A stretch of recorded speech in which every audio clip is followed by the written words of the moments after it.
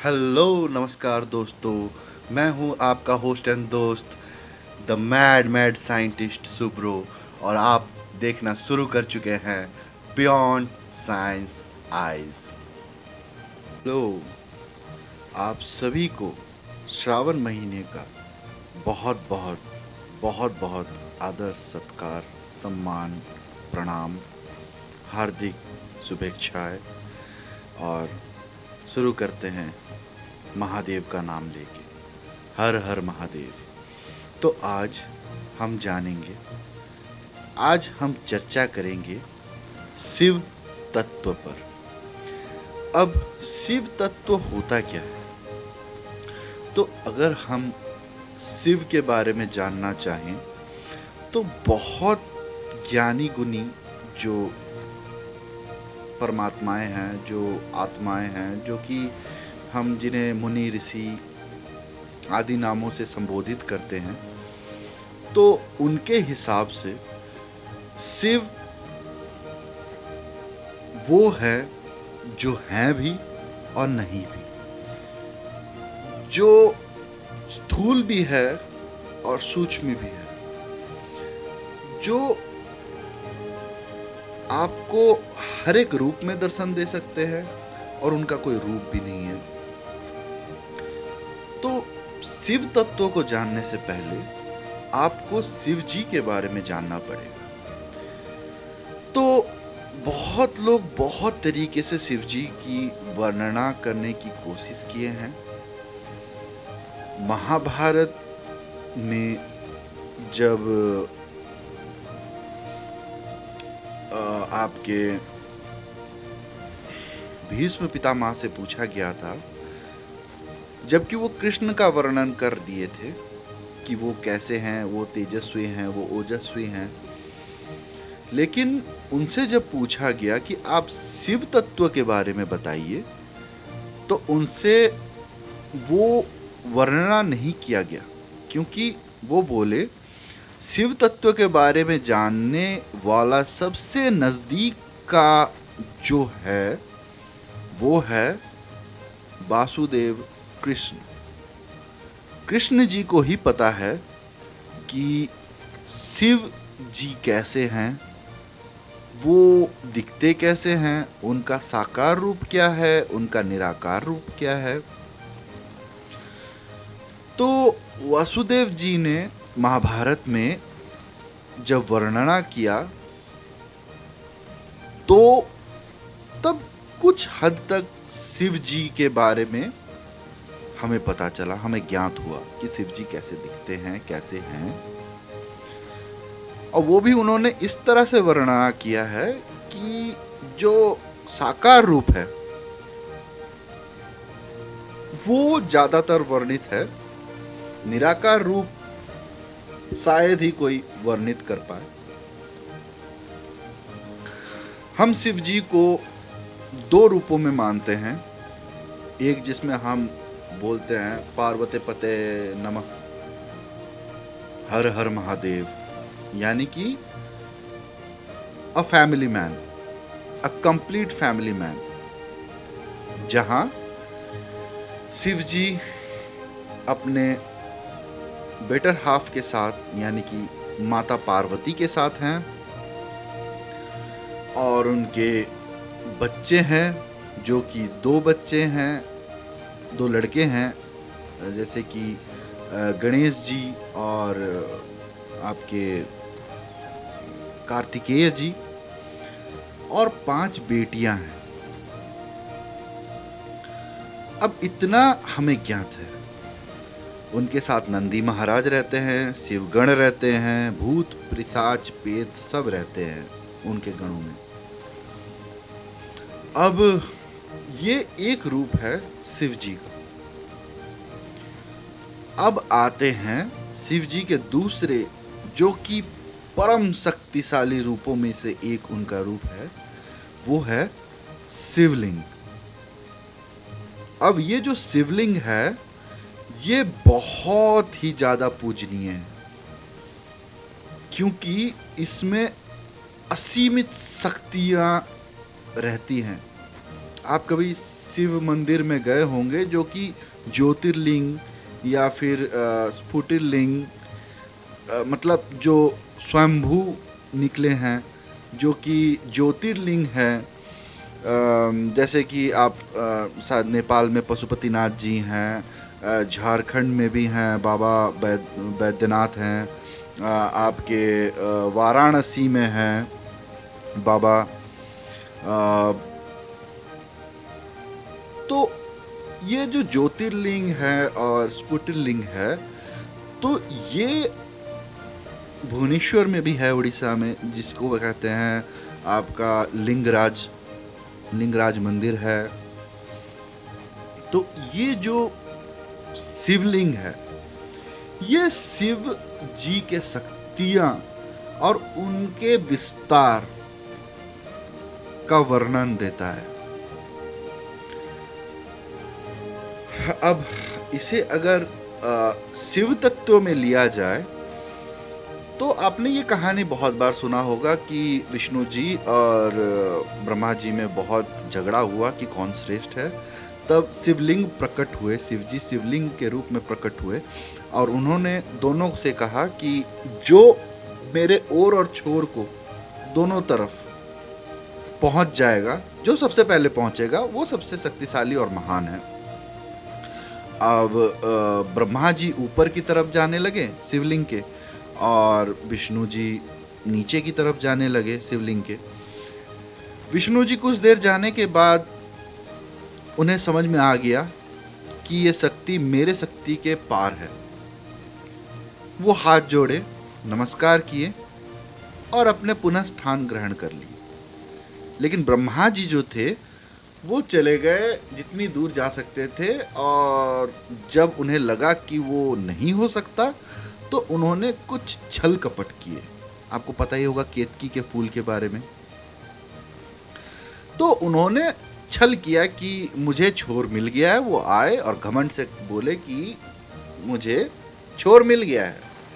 तब शिव जी नाराज हुए और क्रोधवशित ब्रह्मा जी को बोल दिया गया कि आप कभी श्रेष्ठ नहीं हो सकते, और केतकी के फूल को अभिशाप मिल गया कि आप कभी शिवलिंग पे नहीं चढ़ सकते। और विष्णु जी को वरदान मिला कि आप गुणी हैं तो आपको कार्यभार ज़्यादा दिया जाएगा। इस हिसाब से कुछ बातचीत हुआ शास्त्रों के अनुसार, और विष्णु जी को वहाँ पूजनीय ज़्यादा माना गया। तब दोनों ने हाथ जोड़े। तब शिव जी ने साकार रूप लिया, शिव जी का, जो कि हम जानते हैं त्रिशूलधारी, त्रिनेत्र, भस्म सहित और मुंडमाला के साथ, वाघ चर्म के साथ, हिरण चर्म के साथ, उनका जो विस्तृत रूप है, उनका जो अविश्वसनीय रूप है, उनसे वो दर्शन दिए। तब उन्हें पता चला कि शिव जी क्या है और शिव तत्व कितना महान है। अब शिव तत्व इतने में नहीं सीमित होता है। शिव तत्व ऐसा चीज है कि मैं बहुत छोटा हूँ, मैं इसे विस्तृत तरह से बता तो सकता हूँ, लेकिन मैं उतना सामर्थ्य नहीं हूँ, क्योंकि मैं वो दृष्टि नहीं रखता, मैं वो अनुभव नहीं कर सकता जो कि एक साकार मुनि, एक साकार ऋषि अपने नेत्रों के बिना भी देख सकता है। उन्हें वो अनुभूति होती है, ये अनुभव का खेल है। तो शिव तत्व जो है वो कहा जाता है कि जैसे हम कहते हैं भगवान कण कण में है। अब कण कण में होना यानी कि एक कण में भी भगवान शिव शामिल है, ठीक है ना। यानी भगवान शिव उस कण में भी है।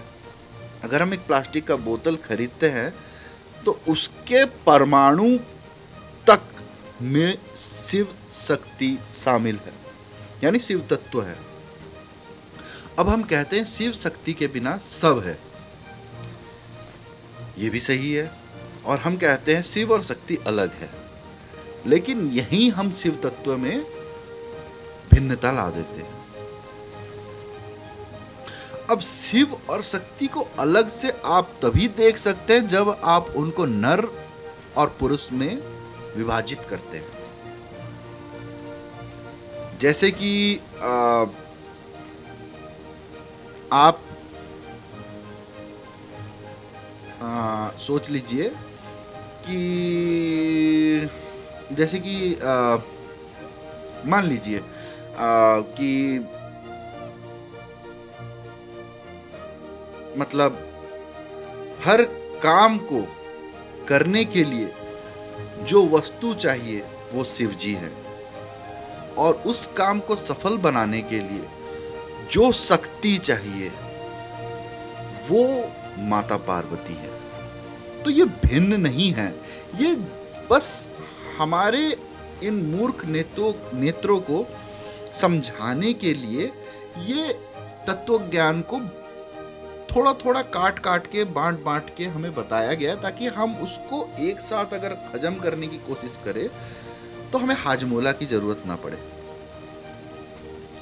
तो बेसिकली ये है कि जो शिव है वो पार्वती है, और जो पार्वती जी हैं वही शिव हैं, वही महाकाल है, वही शिव शंभु हैं, वही रुद्र हैं, वही त्रिनेत्रधारी है, वही शमशान घाट वासी है, और वही एकमात्र सत्य है। और इस सत्य से हम जितनी दूर चले जाएंगे उतना ही हम अपने आप को कमजोर पाएंगे। अब इस शिव तत्व में सबसे बड़ा बाधक यही है कि आधे जो हैं वो शैव बन जाते हैं, आधे जो है वो वैष्णव बन जाते हैं। अब वैष्णव का जो लिटरल मीनिंग है, जो विष्णु को पूजता है वो वैष्णव है, जो शिव जी को पूजता है वो शैव है। ठीक है, तो विष्णु जी और शिव जी देखा जाए एक शरीर के दो नेत्र, या एक ही शरीर पकड़ लीजिए तो काफी सही रहेगा। शरीर में भिन्नता, हाथ दो हो सकते हैं, पैर दो हो सकता है, लेकिन शरीर तो एक ही है। अब कोई किसी ग्रंथ में विष्णु जी को महान बताया जाता है, किसी ग्रंथ में शिव जी को महान बताया जाता है। इसीलिए आधे लोग यही कंफ्यूजन में जीते हैं कि माने तो माने किसे, सबसे सुप्रीम गॉड है कौन, जिसने अपने सोच से ये सब कुछ बनाया है। तो देखिए, शिव जी खुद ही कहते हैं कि वही हैं जो कि बनाते भी हैं और मिटाते भी हैं, वही सर्व रूपों में व्याप्त हैं, वही सर्व लोक बनाते हैं, वही सर्व लोक को नष्ट करते हैं, फिर अपने योग इच्छा से वो फिर एक नया जीवन मतलब बनाते हैं, फिर एक नई सृष्टि का निर्माण कर लेते हैं। तो बहुत सारे लोग हैं जो कि सिर्फ महाभारत का कंटेक्स्ट लेके या गीता का कंटेक्स्ट लेके आपको शायद भ्रमित कर दें कि भगवान और ईश्वर और परमेश्वर सब एक ही हैं। देखिए, जब भी शिव जी का गुणगान हुआ है तभी विष्णु जी का भी गुणगान हुआ है। शिव जी के जितने भी नाम है विष्णु जी के भी उतने ही नाम है, और वैसे ही नाम है, एग्जैक्ट रेप्लिका, कोई अलग नाम नहीं लिया गया है। और बहुत सारी चीजें हैं जो कि आपको शिव तत्व से दूर कर देगी। जैसे कि अगर आप शिव जी और विष्णु जी में भिन्नता लाएंगे तो ये शिव तत्व का सबसे बड़ा अपमान है। दूसरा कि जो शिव तत्व है, वो जो तत्व है वो सिर्फ है, वो कुछ नहीं करता है। लाइक अगर आप समझोगे आसान भाषा में, तो जो शिव है वो शून्य है, यानी नील, वॉइड, नल, शून्य। देखिए, शून्य का हिंदी में दो अर्थ है। एक अर्थ वो है जो कि हम नंबर्स में लेते हैं, शून्य, जिसका एक प्रभाव है, एक मैटर है, एक भार है कुछ है उसमें, वो शून्य है। और एक शून्य है, जैसे कि आपने कभी कभार देखा होगा, टीवी सीरियल्स में बोलते हैं कि भगवान ने किसी राक्षस को उठा के शून्य में फेंक दिया, यानी वॉइड। अब वॉइड जो चीज है, वॉइड वो चीज है जो कि कुछ था तब भी था, कुछ नहीं था तब भी था। वॉइड को कभी फिल नहीं कर सकते, वॉइड को कभी खाली नहीं कर सकते। मतलब वो तब भी था जब है, तब भी है जब कुछ नहीं है। तो शिव जी एक वॉइड है, उनमें सारी शक्तियां हैं जो कि सृष्टि को चलाए, और वो शक्तियां वो भिन्न रूपों में, विस्तृत रूपों में वो विभाजित करके वो चला देते हैं। और जब उनका मन भर जाता है या उनको ऐसा लगता है कि अब वॉइड क्रिएट करना है, तो वो वॉइड क्रिएट कर देते हैं, सारी सृष्टि समाप्त। तो इस तत्व को मैं ऐसे आपको नहीं समझा सकता। ये अगर समझाने बैठूं तो 2-3 घंटे भी मैं अगर चर्चा करूं तो कम है, क्योंकि शिव तत्व एक छोटा सा कोई सामान या खेल नहीं है। क्योंकि अगर आप गीता को ही मान रहे हैं सिर्फ, तो उसमें आप देखेंगे कृष्ण जी सबसे महान है। लेकिन ये हमारे बहुत लोगों को नहीं पता है कि गीता एक नहीं है, एक शिव गीता है, एक भगवत गीता है, और न जाने कितने गीता है, मैं अभी काउंट किया नहीं हूँ, नहीं तो मैं आपको बता देता हूँ। लेकिन मोटा मोटी बात यही है कि एक गीता नहीं है। एक गीता वो भी है जो श्री राम जी को शिव जी ने जब बताया था, जब वो पूजा कर रहे थे, तब उन्हें ज्ञान मिला था राम जी को शिव जी से, वो एक गीता अलग है। तो इस तरह के 3 से 4, मैं गलत भी हो सकता हूं, लेकिन 3 से 4 गीता है। लेकिन लोगों को सिर्फ एक ही गीता के बारे में पता है, वो है भगवत गीता। अब भगवत गीता जो है, क्योंकि भगवत गीता में सारा लीला कृष्ण जी यानी विष्णु जी के अवतार से जुड़ा हुआ है, तो विष्णु जी के अवतार को ही श्रेष्ठ माना गया है। ठीक है ना? तो अब जब विष्णु जी के अवतार को श्रेष्ठ माना गया है, तो वो सिर्फ गीता तक सीमित है, भगवत गीता तक सीमित है, और महाभारत तक सीमित है। उन्होंने कोई गलती नहीं बोला है, ना ही शिव भक्तों को वैष्णव भक्तों से झगड़ा करने की जरूरत है कि जहां कृष्ण ने बोला है कि मैं ही अकेला सत्य हूं और सारी पूजाएं मुझ तक ही आती हैं। आप किसी को भी भोग चढ़ा दे, वो भोग मुझ तक ही आता है। आप किसी को भी प्रार्थना कर ले, वो प्रार्थना मुझ तक ही आता है। ये कोई गलती नहीं किया है, ये कोई गलती नहीं बोला गया है भगवान कृष्ण के द्वारा। अब आप समझिए, जो विष्णु जी है वो क्रिएटर भी है, क्रिएशन भी है। अब मैं बताता हूं आपको, सरल भाषा में बताऊंगा ताकि आपको समझ में आ जाए, कंफ्यूजन ना हो। देखिए, शिव जी को थोड़ी देर के लिए हम मतलब अभी थोड़ा सा विश्राम देते हैं, अभी विष्णु जी पे आते हैं। तो विष्णु जी बोला जाता है कि उनके नाभि से एक कमल निकला, जिनसे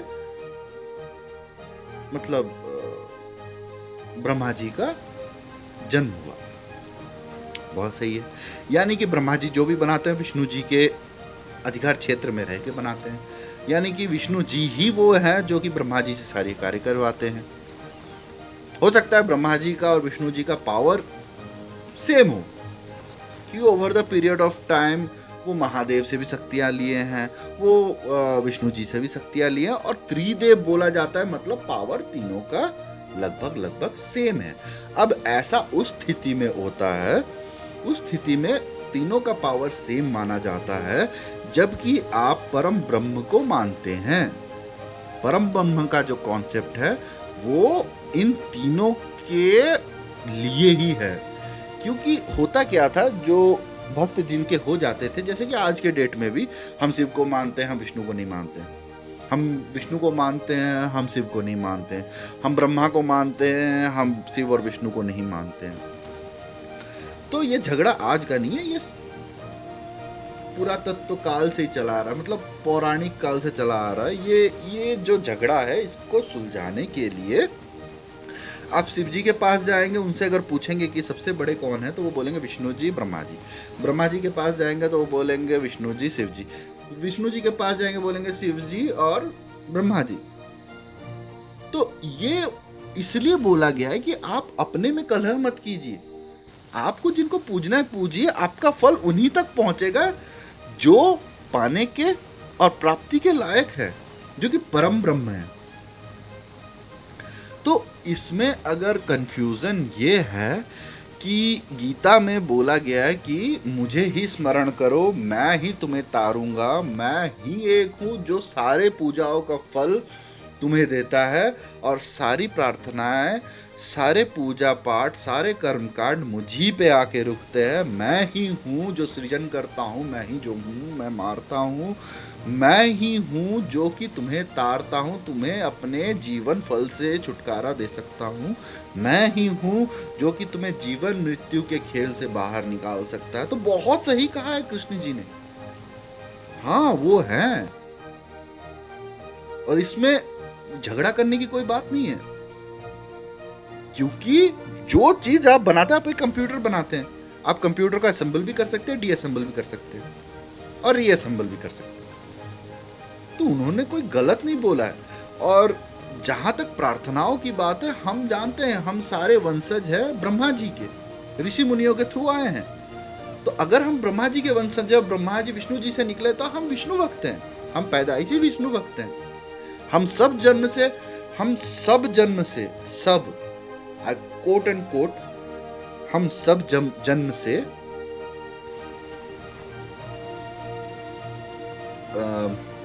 वैष्णव है। चाहे वो ब्राह्मण हो, चाहे क्षत्रिय हो, चाहे शूद्र हो, चाहे वैश्य हो, कोट एंड कोट मैं बता रहा हूं, हम सब वैष्णव है हमारे कर्म के अनुसार। लेकिन जब आराध्य की बात आती है, तो आराध्य में हम चुन सकते हैं कि हमें शिव जी से प्रेम है, हमें विष्णु जी से प्रेम है, हमें ब्रह्मा जी से प्रेम है, कि हमें कोई और शक्ति जो हम कहते हैं मात शक्ति, जो इसको बोलते हैं मातृ शक्ति, उनसे हमें ज़्यादा जुड़ाव है। तो ये एक अलग तत्व ज्ञान हर चीज में है, हर चीज में है। आप वैष्णव मत से जाइए, आप तांत्रिक मत से जाइए, तत्व ज्ञान आपको चाहिए ही चाहिए। क्योंकि तत्व ज्ञान जो होता है ना, वो बिना गुरु के आपको नहीं मिल सकता। और अभी तक सारे तो नहीं मैं बोलूँगा, लेकिन मोस्ट ऑफ देम वो गुरु घंटाल है, तो उन्हें खुद ही पता नहीं है, तो वो आपको कैसे बताएंगे। अगर आपको साइंस सीखना है तो आप एक साइंटिस्ट के पास जाएंगे। अगर साइंटिस्ट के पास जाएंगे तो वो आपको बताएगा कि पृथ्वी से चंद्रमा की दूरी कितनी है, कौन किस धुरी में घूम रहा है, किसका कितना स्पीड है, लाइट ऑफ स्पीड यहाँ से कितना है, हम कितने दिन में ट्रैवल कर सकते हैं, क्या है। वो एक फिजिसिस्ट बजा सकता है। लेकिन अगर आप वही क्वेश्चन लेके किसी अलग जगह पे चले जाएंगे जहाँ किसी को कुछ पता ही नहीं है, वो अपना ज्ञान मारेगा कि हाँ ऐसा है वैसा है। तो कृष्ण जी ने कोई खराब बात नहीं बोला है। पहली बात, कोट एंड कोट, सारी पूजाएं, सारी सामर्थ्य जो हम करते हैं वो कृष्ण जी तक पहुंचते हैं। लेकिन लेकिन लेकिन लेकिन लेकिन लेकिन आपने दधीची ऋषि का तो सुना होगा, जिन्होंने अपनी हड्डियां और अस्थियां दान दे दी थी, जिससे वज्र बनाया गया था इंद्र के लिए, जिससे इंद्र इतना शक्तिशाली है। वो अपना जीवन त्याग दिए थे ताकि असुरों का नाश हो और देवताओं का भला हो। अब पुराणों में एक जिक्र आता है, मुझे याद नहीं है कौन से पुराण में, आप मुझे बताइएगा कमेंट्स में।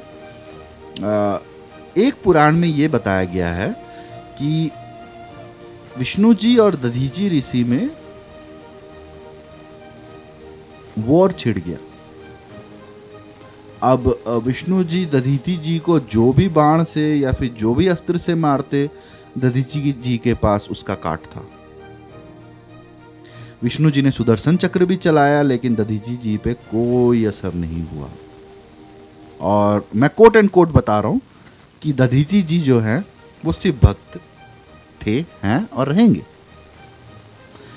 अब जब दधीची जी से वो फेस टू फेस लड़ाई करते करते थक गए और वो अपनी नारायणी सेना से भी नहीं उनसे उलझ पाए, तब उन्होंने विश्वरूप दिखाया दधीची जी को।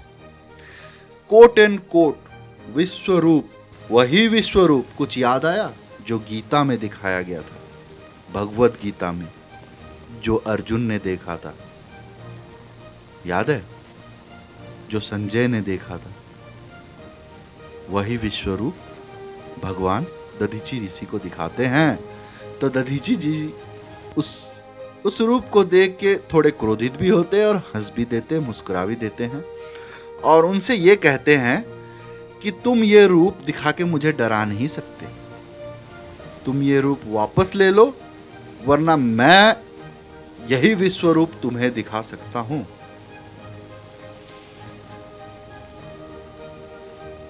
और ये माया का खेल बंद करो। अब यहां बहुत बड़ा शिव तत्व छुपा हुआ है। चलिए मानते हैं विष्णु जी जो हैं वो भगवान है, ईश्वर है, उन्होंने विश्व रूप दिखा दिया, ठीक है। लेकिन दधीची जी तो एक मतलब सिंपल मानव है ना, एक आम आदमी, जिसे हम आज के टर्म में बोल सकते हैं quote and quote common man. तो दधीची जी जो हैं वो कैसे फिर मतलब विश्व रूप दिखा सकते हैं? वो तो कोई भगवान नहीं है। लेकिन यहां पे जिक्र है या आप वर्णित है बोल लीजिए कि दधीची जी ने उन्हें कहा, आप जो दिखा रहे हैं विश्व रूप वो मैं भी दिखा सकता हूं, और वो सिर्फ शिव तत्व को जान लेने से ही दिखाया जा सकता है, और मैं भी आपको ये विश्व रूप दिखा सकता हूं। कोट एंड कोट दधीची जी ने ये कहा है। तो अब बात आता है कि वो विश्व रूप किसका है। तो आप समझ लीजिए, मैं आप पे छोड़ता हूं। तो अगर शिव तत्व को जगा के विष्णु जी या नारायण जी विश्व रूप दिखा सकते हैं, और दधीची जी वही विश्व रूप बिना भगवान बने एक सामान्य रूप लेके शिव तत्व को जागृत करके दिखा सकते हैं, और विष्णु जी उससे भयभीत भी हैं, तो इसका मतलब यही है कि शिव तत्व जो है वो एकमात्र परम ब्रह्म है। मैं सॉरी किसी को छोटा या बड़ा नहीं कर रहा हूं, क्योंकि इसमें जो है वो नारायण जी भी बड़े हैं, वो शिव जी भी बड़े हैं, ब्रह्मा जी भी बड़े हैं, लेकिन तत्व जो है वो शिव तत्व है। और शिव तत्व में साकार शिव, साकार विष्णु, साकार नारायण और साकार ब्रह्मा सब आते हैं। ये शिव तत्व ही है जो नारायण रूप में रहता है, ये शिव तत्व ही है जो ब्रह्मा रूप में रहता है, और ये शिव तत्व ही है जो शिव रूप में रहता है। बस इतना ही बताना था। अगर आपको शिव तत्व के बारे में और भी जानकारियाँ चाहिए या आप मुझसे कुछ पूछना चाहते हैं तो आप प्लीज़ कमेंट कर दीजिए, अपनी राय रखिए, कुछ भी बोलिए, कोई दिक्कत नहीं है, हम सब मिलके सच्चाई की ओर एक कदम बढ़ाएंगे और फिर मिलते हैं एक नए एपिसोड के साथ, एक नए टॉपिक के साथ। तब तक देखते रहिए बियॉन्ड साइंस आइज।